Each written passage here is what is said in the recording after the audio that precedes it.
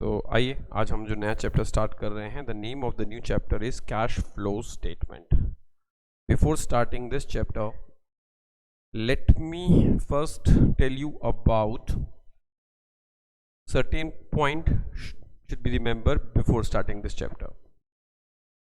इस चैप्टर में हम पहला ये सीखेंगे कि कैश फ्लो का स्टेटमेंट बनाते कैसे हैं, and use of the cash flow statement ये है कि financial analysis of the company में काम में आता है. ये कोई रिकॉर्डिंग पर्पस के लिए नहीं होता, ये कोई रिकॉर्ड नहीं है कि आपको याद रखना है किसको कितने रुपए देने हैं, क्या करना है. This is for analysis purpose. By using all the account जो आपने फाइनल अकाउंट बनाए हैं, उसकी हेल्प से आप कैश फ्लो स्टेटमेंट बनाते हैं. उसकी हेल्प से आप क्या बनाते हैं? Cash flow statement. Now as the name suggests, cash flow, two words are there, cash and flow. तो कैश के फ्लो को हम चेक कर रहे हैं. कैश के फ्लो में दो चीजें होती हैं, एक होता है इनफ्लो, एक होता है आउटफ्लो. अगर हम बात करें फ्लो की कि भाई फ्लो में क्या क्या आता है, फ्लो में एक पार्ट होता है इनफ्लो का और एक पार्ट होता है आउटफ्लो का. And I think every student know the meaning of inflow and outflow. Inflow means when money comes to you, outflow means when money goes out from you, right? So now the कुछ confusions होते हैं लोगों के mind में. इससे the same thing cash book भी तो यही करती है, क्या कैश आया और क्या कैश गया. Absolutely right, कैश बुक बिल्कुल नोटिस करती है. पर अगर आपने देखा हो, कैश बुक केवल ये नोटिस करती है कि क्या कैश आया है और क्या कैश गया है, कितना रुपए आया है और कितना रुपए गया है. वो इसके अलावा बाकी चीजें नोटिस नहीं करती. तो कैश फ्लो का मेन पर्पस होता है केवल इनफ्लो और आउटफ्लो को नोटिस करना. इनफ्लो और आउटफ्लो को नोटिस करना कैश फ्लो का पर्पस होता है. देखिए, जैसे ही हम एक क्वेश्चन पूछते हैं कि वेदर इनफ्लो इज गुड और outflow is good, always in our mind it's comes inflow first, कि जो पैसा आना चाहिए, ठीक है, एंड आउटफ्लो हम बैड मानते हैं.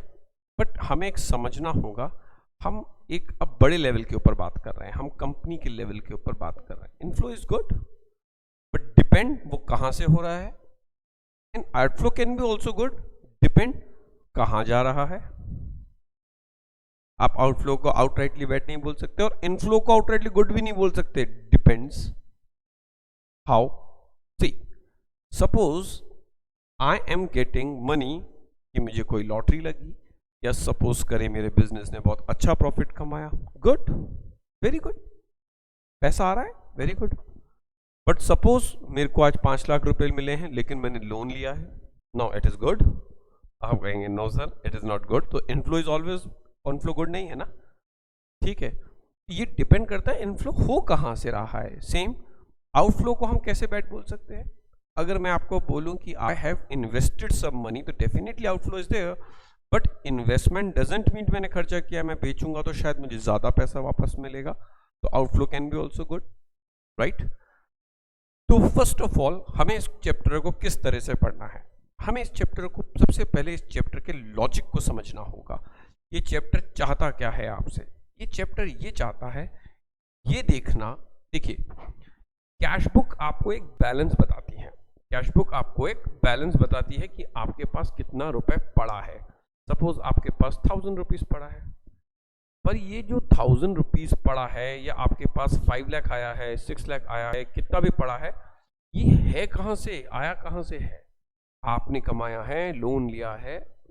एक पर्सन की अगर हम बात करें, एक पर्सन की बात करें, वैसे हमें बिजनेस की बात करनी चाहिए या पर्सन की भी बात करें, कि उस पर्सन के पैसों के सोर्सेस क्या क्या होते हैं.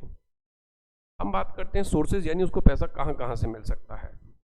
अगर कोई आदमी बिजनेस करता है तो उसको बिजनेस से प्रॉफिट मिल सकता है, और अगर कोई पर्सन जॉब करता है उसे सैलरी मिल सकती है, और अगर कोई पर्सन प्रोफेशनल है तो उसको फीस मिलती है जो उसकी प्रोफेशनल फीस है. ये उसका इनफ्लो हुआ.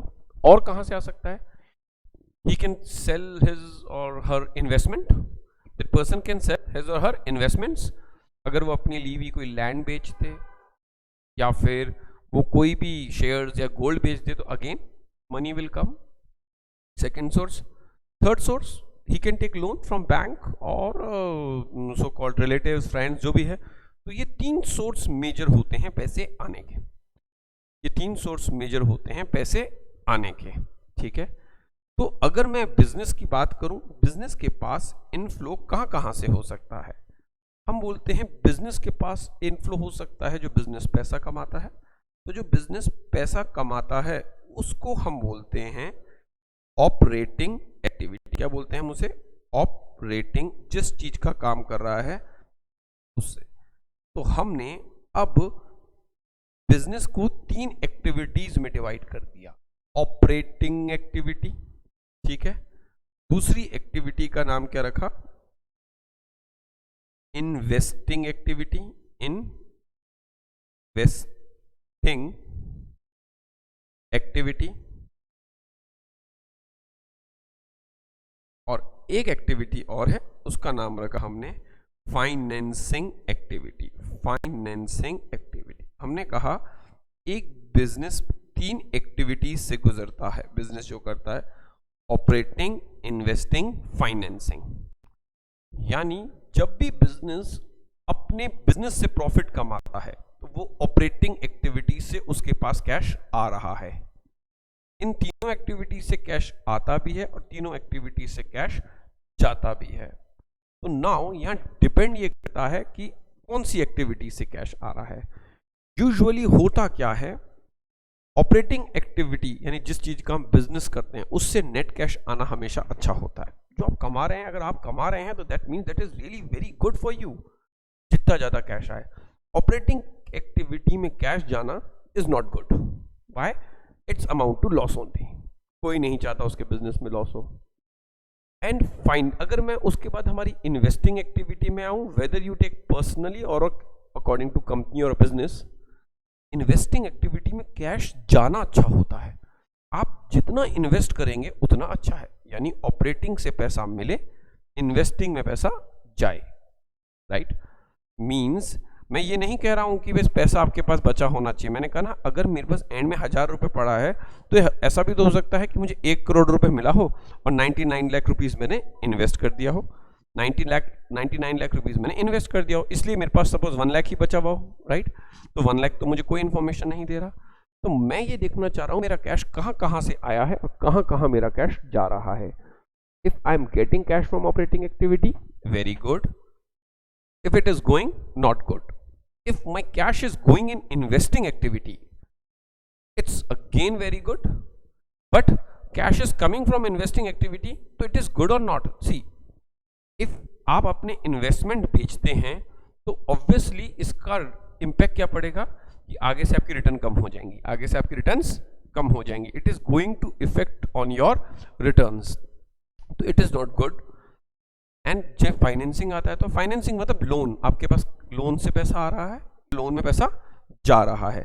अगर आप लोन से पैसा ले रहे हैं तो definitely your cost will increase, that is interest cost. ठीक है? अगर आप फाइनेंसिंग में कैश दे रहे हैं, मतलब चुका रहे हैं, लोन चुका रहे हैं, that is good. Your interest cost will reduced in future. तो यूजुअली एक हैप्पी कैश फ्लो की बात करें. हैप्पी कैश फ्लो मतलब आप बिजनेस से पैसा कमाएं, इन्वेस्ट करें और अपनी लायबिलिटी चुकाएं. यानी ऑपरेटिंग से पैसा आए, इन्वेस्टिंग में पैसा जाए, फाइनेंसिंग में पैसा जाए, is a very good for you. It's a very good for you. That is, हम उसको एक अच्छी एक्टिविटी पे ले सकते हैं जब भी हम किसी बिजनेस को एनालाइज करते हैं. राइट? ऐसा पॉसिबल है जैसे कि मैं कहूं इस बार ऑपरेटिंग में 1 करोड़ रुपीज आए. ठीक है? 60 लाख रुपीस को तो मैंने इन्वेस्ट कर दिया, मेरे पास से पैसे गए. ठीक है? और 38 लाख रुपीस को मैंने क्या कहते हैं फाइनेंसिंग में पे कर दिया, गए. अब मेरे पास केवल 2 लाख बच रहे हैं. तो now cash flow will give only information of 2 lakh, but now with the help of cash flow statement you can understand ये कैश कहां से आ रहा है और कहां जा रहा है, whether this company is good और नॉट.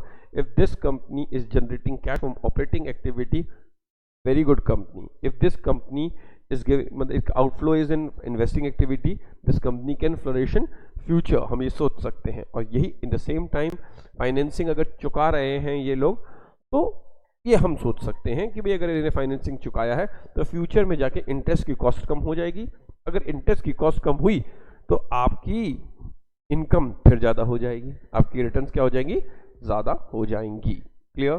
तो इसीलिए हम हर बिजनेस की और हर लाइफ में भी अपनी 3 एक्टिविटीज़ को डिफाइन करके रखते हैं कि मेरा कैश कहाँ से आ रहा है और कहाँ मेरा कैश जा रहा है। अब हम पढ़ेंगे कि कैश कौन सी एक्टिविटी किन किन चीज़ों को इम्पैक्ट करती है। यूजुअली फाइनल अकाउंट में 2 चीज़ें मेन होती हैं, एक होता है इनकम स्टेटमेंट जिसको हम बोलते हैं trading and profit and loss, और एक होता है बैलेंस शीट, राइट। तो जो हमारी ऑपरेटिंग एक्टिविटी है, ऑपरेटिंग एक्टिविटी किसकी मदद से बनती है, ये आपके एक तो अकाउंट P&L अकाउंट और एक current assets and current liability की मदद से बनेगी। Current assets and current liability काम में आएंगी बनाने में। अगर मैं इन्वेस्टिंग एक्टिविटी की बात करूं तो इन्वेस्टिंग एक्टिविटी में आपकी नॉन करंट एसेट्स काम में आएंगी, क्योंकि इन्वेस्टमेंट मतलब एसेट्स जो लंबे समय के लिए होती है। और मैं अगर फाइनेंसिंग एक्टिविटी की बात करूं तो आपकी नॉन करंट लायबिलिटी की मदद से आप करेंगे। और इन सबको आप एक साथ पढ़ लें तो आपको समझ में आ गया। प्रॉफिट एंड लॉस अकाउंट आ गया मेरे पास पूरी बैलेंस शीट आ गई जिसमें non current assets, non current liability, current liability आ गया, राइट। तो नॉन करंट लायबिलिटी से हम इसको मदद हम बनाएंगे। तो this is about cash flow statement theoretical part. ना सबसे बड़ा इशू ये आता है कि जब हम कैश फ्लो स्टेटमेंट बनाना चाहते हैं, देखिए बहुत सिंपल सा है। एक पर्सन के पास अगर मैं कहूं कि भाई जैसे कि लेट्स से सपोज एक्स है, ठीक है, एक्स के पास टोटल 10 लाख रुपीस आए हैं, एक्स के पास टोटल 10 लाख रुपीस आए हैं। तो अब हम जो फाइनेंसिंग एक्टिविटी के बारे में जो भी कि एक्स के पास let's say suppose 10 lakh rupees आए हैं, 10 लाख रुपीस। तो अब अगर मुझे निकालना हो कि इसकी ऑपरेटिंग में कितने, इन्वेस्टिंग में कितने, फाइनेंसिंग में कितने, बहुत आसान है। मैं आपसे बोलूं कि ना भाई, आप कहेंगे कि देखिए सर 10 लाख में ना 2 लाख तो इन्वेस्टिंग से आया था, तो आप माइनस कर देंगे। और आपने मुझे कहा और 1 लाख सर इन्होंने फाइनेंसिंग से लोन लिया था, वो भी माइनस कर देंगे, तो सर 7 लाख ऑपरेटिंग से आया है, राइट। मीन्स आपको केवल प्रॉफिट दिया हुआ है। क्या दिया हुआ है? Net profit. अब नेट प्रॉफिट ये नहीं बताता कि ऑपरेटिंग का है, इन्वेस्टिंग का है, फाइनेंसिंग का है। At the time of calculation of net profit आप बिजनेस की सेल्स भी लेते हैं, और अगर कोई असेट से प्रॉफिट हुआ होता है बेच के, वो भी लेते हैं, बिकॉज आपको तो नेट प्रॉफिट से मतलब होता है। बट यहाँ पे हम ये देखना चाहते हैं ऑपरेटिंग एक्टिविटी से कितना है, इन्वेस्टिंग एक्टिविटी से कितना पैसा आया है, प्रॉफिट नहीं आया, और कितना पैसा गया है।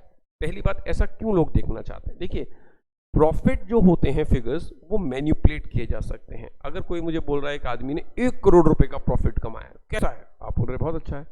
मैंने पूछा पर उसने टोटल कैश कितना मिला? अब कह रहे सर कैश तो उसके पास 5 लाख ही आया है, तो दैट मीन्स 95 लाख अभी रिसीव करना बाकी है। तो अब इस 95 लाख में फ्यूचर में कई लोग डिफॉल्ट कर सकते हैं, नहीं आया तो एक अलग सी चीज आ जाती है। तो अल्टीमेटली किसी के पास कितना भी पैसा आना हो, but you must have heard cash is a king, cash is a king. जिसके पास कैश है वही पर्सन के पास परचेजिंग पावर है। भले ही मेरे पास जब तक आ नहीं जाता तो पैसा मेरा नहीं है। तो अब प्रॉफिट एंड लॉस अकाउंट की प्रॉब्लम ये है, profit and loss account cash को भी ध्यान में रखता है और क्रेडिट को भी ध्यान में रखता है। इसका मतलब आपकी सेल्स हुई कैश की, वो भी लिखेगा, क्रेडिट सेल्स भी रिकॉर्ड करेगा, है ना, वो हर चीज रिकॉर्ड करेगा। वो अगर आप सपोज करिए कि अगर आपका प्रॉफिट एंड लॉस है, आप प्रॉफिट एंड लॉस अकाउंट में देखेंगे सब लोग एक बार ध्यान से, हम कैसे बनाते हैं प्रॉफिट एंड लॉस अकाउंट। देखिए, हम प्रॉफिट एंड लॉस अकाउंट ऐसे बनाते हैं, जैसे अगर आपके पास 10 लाख की अगर इनकम है, हम उसमें क्या क्या खर्चे लिखते हैं? हम यहाँ सपोज लिखते हैं रेंट, ठीक है साहब, रेंट से 1 लाख रुपीज गए होंगे, ठीक है। हम लिखते हैं सैलरी, हम कहते हैं यस सैलरी से भी गए होंगे 2 लाख। हम यहाँ लिखते हैं डेप्रीसिएशन, क्या डेप्रीसिएशन से पैसे गए होंगे? No, why? Depreciation only decrease your profit, but इसमें कैश नहीं जाता। क्यों? आप सपोज करिए आप सबके सामने 1-1 लाख रुपए पड़ा है ना, और आज आप लोगों की स्कूल एक्टिवा का 10,000 रुपीज कम हो गया, डेप्रिशिएट हो गई आज के दिन, 1 साल पूरे हो गए तो आपकी डेप्रिशिएट हो गई, ठीक है। तो अब आपके पास क्या 90,000 पड़ा है? नहीं, कैश तो 1 लाख ही पड़ा होगा। डेप्रिशिएट मतलब उसकी वैल्यू कम हुई है, तो depreciation is a non cash expense, is a non cash है expense, but it's a non cash expense. ऐसे ही सपोज एक जनरल रिजर्व लिखा हुआ है कि जनरल रिजर्व में हमने कितने रुपए डाले? 1 लाख रुपीज डाले, ठीक है। फिर ऐसे ही हमने क्या लिख दिया? एक आउटस्टैंडिंग सैलरी लिख दी, कितना लिख दिया? 1 लाख। अब इशू क्या है? हमने प्रॉफिट निकाला 4 लाख। तो अब profit is 4 lakh, but cash कितना है? कैश कितना है? अब मैंने कहा यार प्रॉफिट कैश है तो है, बोला एक डेप्रिसिएशन तो कैश गया ही नहीं, तो इसका मतलब मेरे पास 5 लाख पड़ा होगा। जनरल रिजर्व मेरा प्रॉफिट तो कम कर रहा है। What do you mean bye general reserve? मैंने प्रॉफिट हटा के दूसरे रिजर्व में डाल दिया है। इट्स जस्ट लाइक दैट कि I have a 2 lakh, 1 lakh मैंने अलमीरा में रख दिया, 1 लाख मेरी एक पॉकेट में पड़ा है, तो that doesn't mean 1 lakh is I have a 2 lakh only, right. तो अगेन अब मेरा प्रॉफिट 6 लाख हो गया। मैंने कहा ये आउटस्टैंडिंग सैलरी है। अभी आपने खर्चा तो लिख दिया, प्रॉफिट तो कम हो गया है, बट अभी कैश तो गया ही नहीं। तो देखा जाए मेरा कैश कितना हुआ बेटा? मेरा कैश हुआ 7 लाख, तो मैं profit is 4 lakh, but I have a cash of rupees 7 lakh with me. तो मैंने इसको कैसे एनालाइज किया कि जो मेरा प्रॉफिट है 4 लाख, मैंने एक सिंपल एग्जांपल लिया, इसमें बहुत सारी चीजें होंगी। जो मेरा प्रॉफिट था 4 lakh rupees, what ever my profit, वो मेरा नेट प्रॉफिट था। इसमें कैश कंटेंट भी है और क्रेडिट कंटेंट भी है। इसमें हो सकता है कोई और एक्टिविटी भी होती। तो अब अगर मुझे देखना है मेरे बिजनेस ने 4 लाख रुपए अर्न किए हैं और 7 लाख का कैश जनरेट हुआ है, हाउ? इट्स सिंपल कि साहब अगर देखा जाए तो डेप्रिसिएशन का कैश गया ही नहीं, पर मैंने माइनस कर दिया था। मैंने कहा ओके, जनरल रिजर्व कैश नहीं जाता, लेकिन हम P&L अकाउंट से उठा के उसको दूसरे अकाउंट में डाल देते हैं, कैश बिजनेस में ही है, ओके। और outstanding salary might have decreased my profit, but outstanding है, अभी देना बाकी है, अभी मैंने दिया ही नहीं है, तो मेरा प्रॉफिट तो कम हो चुका है, तो मैंने अगेन उसको ऐड बैक कर दिया, राइट। तो इसका मतलब जो प्रॉफिट होता है उसमें नॉन कैश आइटम होते हैं। ये तो कौन सा प्रॉफिट आया? मैंने कहा ये तो कैश प्रॉफिट आ गया। कौन सा प्रॉफिट आ गया? Cash profit. Operating profit, operating cash नहीं, क्या आया? कैश प्रॉफिट, ठीक है। अब अगर हम आगे बात करें, जो हमारा कैश फ्लो स्टेटमेंट होता है, कैश फ्लो स्टेटमेंट,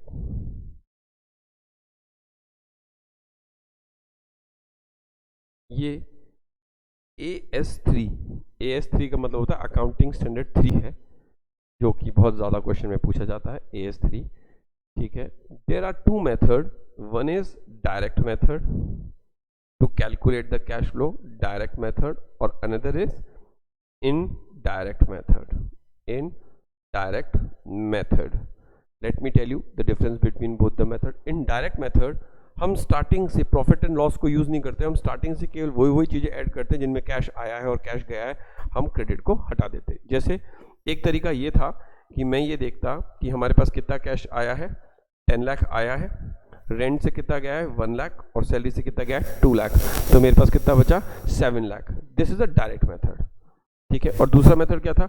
मेरे पास प्रॉफिट है 4 लाख, डेप्रीशिएशन का 1 लाख, जनरल रिजर्व का 1 लाख, और ये 1 लाख, ये 3 लाख जोड़ दो, हो गया 7 lakh. This is indirect method. तो let me make this thing clear, हमारे कोर्स में केवल कौन सा मेथड है? Indirect method. डायरेक्ट मेथड नहीं है, हमें इनडायरेक्ट मेथड ही पढ़ना है, ठीक है। तो अब हमें इनडायरेक्ट मेथड पढ़ना है, तो हमें सबसे पहला हमें जो काम करना होता है, हमें वो करना होता है, हमें एक निकालना होता है net profit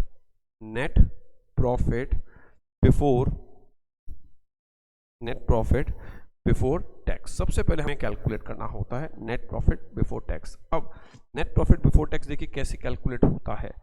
net profit before tax में हम कई चीजें ऐड, सबसे पहले हम ऐड करते हैं कि कोई भी जो टैक्स आपने पे किया हो, ठीक है, tax obviously of current year, tax minus हो गया तो आफ्टर टैक्स कहलाता है, टैक्स ऐड हो गया तो बिफोर टैक्स कहलाता है।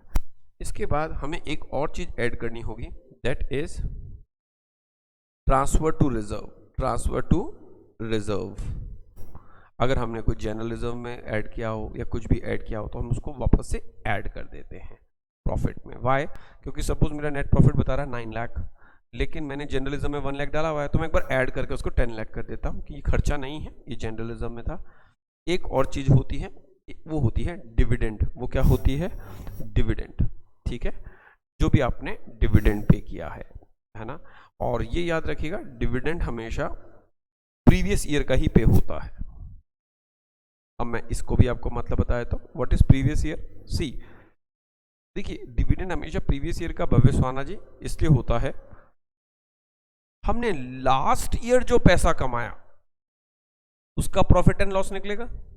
प्रॉफिट एंड भाई what ever I have earned till 31 मार्च 2022, पहले तो वो कैलकुलेट होगा, उसको कैलकुलेट होने में 3-4 महीने लगेंगे। ठीक है, फिर मेरा प्रॉफिट आएगा, फिर उस प्रॉफिट आने के बाद कंपनी वाले लोग जो डिसाइड करेंगे भाई कितना डिविडेंड देना है इस साल, फिर वो डिविडेंड देंगे। तो ऑब्वियसली वो डिविडेंड मैं जो इस करंट ईयर के अंदर जो डिविडेंड दूंगा वो लास्ट ईयर के प्रॉफिट का दूंगा हमेशा। तो जो भी आप कमाते हैं वो जो डिविडेंड आपको मिलता है वो हमेशा लास्ट ईयर का मिलता है, यानी प्रीवियस ईयर का। भाई इस साल का तो प्रॉफिट एंड लॉस अकाउंट बनेगा, कब बनेगा? ऑब्वियसली नेक्स्ट ईयर बनेगा। तो जब नेक्स्ट ईयर प्रॉफिट निकल के आएगा तो ही डिविडेंड होगा। ठीक है, तो डिविडेंड ऑफ प्रीवियस ईयर, इन तीनों चीजों को हम जब जोड़ते हैं, ठीक है, एक हम लेस कर सकते हैं पर ये बहुत कम होता है, less refund of tax, refund of tax. ठीक है, तो ये चीजें हम लिख लेते हैं, देखिएगा आप। अच्छा, जो भी अब हम माइनस करेंगे उसमें हम ये ब्रैकेट लगा देंगे। ठीक है, ये आता है मेरा नेट प्रॉफिट बिफोर टैक्स। इसे क्या बोलते हैं हम? Net profit before tax. Clear? अब टैक्स ऐड करते हैं, वाई टैक्स ऐड करते हैं? बिकॉज टैक्स ना तो मेरी ऑपरेटिंग एक्टिविटी है, ना फाइनेंसिंग एक्टिविटी है, ना इन्वेस्टिंग एक्टिविटी है। आप सबको पता होना चाहिए tax is imposed on you by the government. Nobody want to pay the tax but it is imposed by the government, you have to pay, आपको पे करना पड़ेगा। ट्रांसफर टू रिजर्व मतलब you are transferring money to reserve, लेकिन आपका पैसा आप ही के पास है। नाउ डिविडेंड, डिविडेंड का मतलब क्या होता है? आप अपने प्रॉफिट को बांट रहे हो। मेरे पास जैसे कि पार्टनरशिप में हमने कमाया 5 लाख, 2 लाख रुपए हमने एक पार्टनर को दिया, 2 लाख दूसरे को दिया, 1 लाख हमने एक, तो ये खर्चा नहीं हुआ ना, ये तो डिस्ट्रीब्यूशन हुआ। प्रॉफिट तो 5 लाख ही कमाया। ठीक है, तो अगर आपने कोई पैसा डिविडेंड में दे दिया है तो उसको भी एड बैक करो। हाउ? जस्ट लाइक दैट कि एक कंपनी का 10 लाख प्रॉफिट नजर आ रहा है आपको और वो कंपनी ऑलरेडी डिविडेंड बांट चुकी है 5 लाख, तो इसका मतलब कंपनी ने 15 लाख रुपए कमाए होंगे। कंपनी ने कितने रुपए कमाए होंगे? 15 लाख रुपए। क्लियर? इसीलिए हम डिविडेंड को भी ऐड कर देते हैं। देखिए, इसको ध्यान से देखिए, हमें क्वेश्चन में गिवन है नेट प्रॉफिट आफ्टर टैक्स। ये हम निकाल जो रहे हैं उसको बोलते हैं नेट प्रॉफिट बिफोर टैक्स। जो आएगा ना ये होगा नेट, तो ये जो आएगा इसको हम बोलेंगे नेट प्रॉफिट बिफोर टैक्स। तो जो हम कैलकुलेट कर रहे हैं ना उसको हम आफ्टर टैक्स था, हमें हमारे को जो बैलेंस शीट में गिवन होता है ना वो हमेशा आफ्टर टैक्स गिवन होता है। एक बार मैं आपको प्रपोज्ड डिविडेंड के बारे में बताता हूं। प्रपोज्ड डिविडेंड होता क्या है?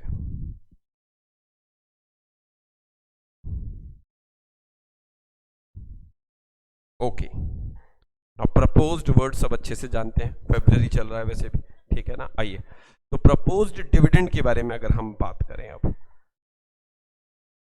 सी कोई भी कंपनी जो प्रॉफिट कमाती है वो डिविडेंड बांटती कैसे है? फर्स्ट ऑफ ऑल डायरेक्टर्स, जो कंपनी के मेन डायरेक्टर होते हैं वो कंपनी चलाती है ना, वो बैलेंस शीट देख के प्रपोज्ड करते हैं। प्रपोज करते हैं मतलब कि इस बार हम 10% डिविडेंड, लेट्स से 10% हम बांट सकते हैं, तो ये हुआ प्रपोज डिविडेंड। फिर एजीएम में जाके ये फाइनलाइज होता है। कौन? Share holder. Share holder can decrease this rate of dividend but they cannot increase. वो इंक्रीज नहीं कर सकते, हाँ कम जरूर कर सकते हैं कि नहीं नहीं 10% की क्या जरूरत है, कंपनी तो अच्छा कर रही है, 8% ही दो, 2% आप रख लो। तो ये हुआ प्रपोज्ड डिविडेंड। नाउ तो प्रपोज्ड डिविडेंड है क्या? देखिए, दो होते हैं प्रपोज्ड डिविडेंड। प्रपोज्ड डिविडेंड एक होता है प्रीवियस ईयर का, एक होता है करंट ईयर का। करंट ईयर का जो प्रपोज डिविडेंड होता है करंट ईयर का, वो होता है contingent liability. Contingent liability, what is contingent liability? Depend upon some future event. वो लायबिलिटी अभी तक श्योर नहीं है, बट डिपेंड करेगी फ्यूचर इवेंट पे कि वो लायबिलिटी भी है या नहीं है। एग्री? तो propose dividend, why is a contingent liability? See, director has proposed, जब तक शेयर होल्डर फाइनलाइज नहीं करते वो कॉन्टिंजेंट है। क्या पता शेयर होल्डर मना कर दे, डिविडेंड की जरूरत ही नहीं है। अब लोगों के दिमाग में एक क्वेश्चन आता है, कोई शेयर होल्डर मना क्यों करेगा डिविडेंड के लिए? बिल्कुल कर सकता है।